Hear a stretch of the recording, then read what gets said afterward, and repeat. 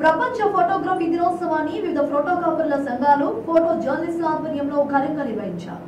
నాగర్ కర్నూలు జిల్లా కేంద్రంలోని అంబేద్కర్ చౌరస్తాలో ఫోటో అసోసియేషన్ జిల్లా అధ్యక్షుడు ఆధ్వర్యంలో ప్రపంచ ఫోటోగ్రఫీ డే వేడుకలు నిర్వహించారు. ఈ కార్యక్రమంలో జిల్లా కేంద్రంలోని ఫోటోగ్రాఫర్స్ తదితరులు పాల్గొన్నారు.